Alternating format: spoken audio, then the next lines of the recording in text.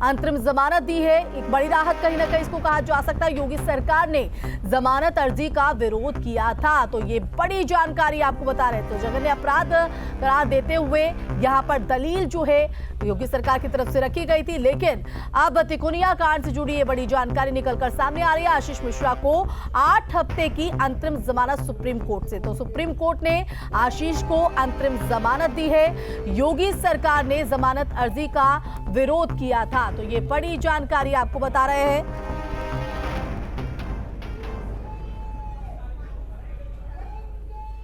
और इस पर ज्यादा जानकारी के लिए हमारे संवाददाता अवनीश चौधरी हमारे साथ फोन लाइन पर जुड़ गए हैं। सीधा उन्हीं का रुख कर लेते हैं।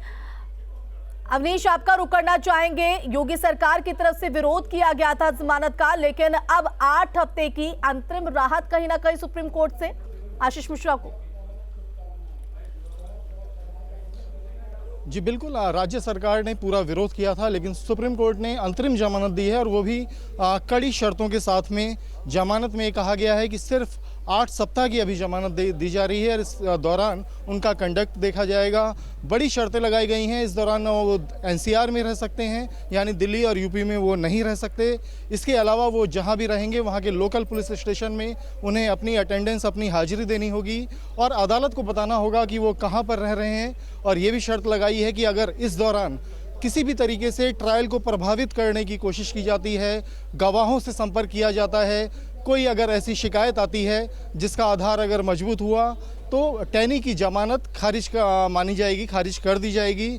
कड़ी शर्तें लगाई हैं सुप्रीम कोर्ट ने, क्योंकि जिस तरीके से सुप्रीम कोर्ट ने पिछली जब फैसला इस पर रिजर्व किया तभी ये कहा था कि ऐसा नहीं हो सकता कि जब तक ट्रायल चलेगा तब तक आरोपी को जेल में रखा जाए। तो इससे जाहिर हो रहा था कि जो उनके जो बेल के राइट्स हैं उसको लेकर सुप्रीम कोर्ट गंभीर है, संजीदा है।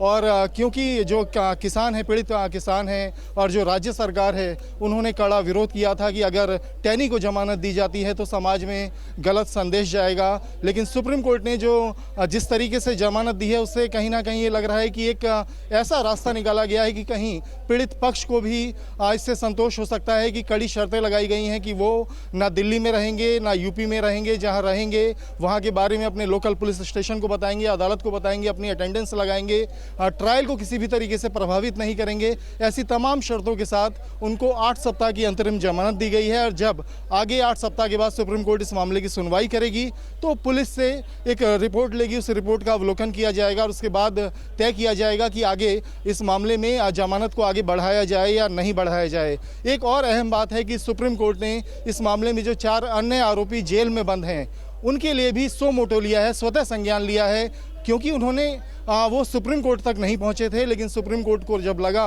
कि आशीष टैनी को अंतरिम जमानत दी जा रही है तो सो मोटो लेके उन 4 अभियुक्तों को भी अंतरिम जमानत दी गई है। जी बिल्कुल। और ये देखिए जो शर्तें यहाँ पर रखी गई हैं, ये शर्तें इसलिए भी काफी अहम हो जाती है क्योंकि दलीलें लगातार, चाहे वो पीड़ित पक्ष हो या सरकार हो, उनकी तरफ से कहा जा रहा था कि अगर आरोपी बाहर आता है तो जो गवाह है वो प्रभावित हो सकते हैं। तो उस लिहाज से अगर इन शर्तों को देखा जाए तो काफी अहम, और साथ ही एक एग्जाम्पल भी सेट कर दिया है सुप्रीम कोर्ट की तरफ से।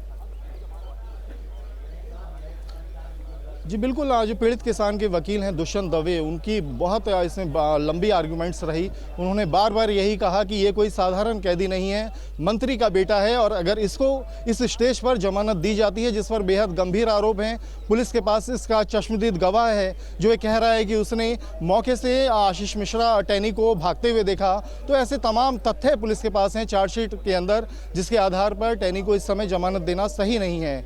लेकिन फिर वही बात की जमानत के लिए जो ग्राउंड तय हैं उसका सुप्रीम कोर्ट ने उसका ध्यान रखा कि जब ट्रायल चल रहा है और जब तक ट्रायल पूरा नहीं होता है तो किसी को दोषी नहीं माना जा सकता। तो ऐसे में सुप्रीम कोर्ट ने जो रास्ता निकाला है वो बेहद जो कानून के जानकार हैं वो भी इसकी तारीफ कर रहे हैं कि कहीं जिस तरीके से कड़ी शर्तों के साथ जमानत दी गई है, तो जिस तरह की आशंका थी कि टैनी इस केस को प्रभावित कर सकते हैं अगर वो जेल से बाहर आए, तो तमाम शर्तें लगाई गई हैं कि वो ट्रायल में किसी तरह की दखलंदाजी ना करें, गवाहों को प्रभावित ना करें। ही उनकी आगे की राह को तय करते हुए नजर आएंगे। अवनीश, बहुत शुक्रिया तमाम जानकारी के लिए।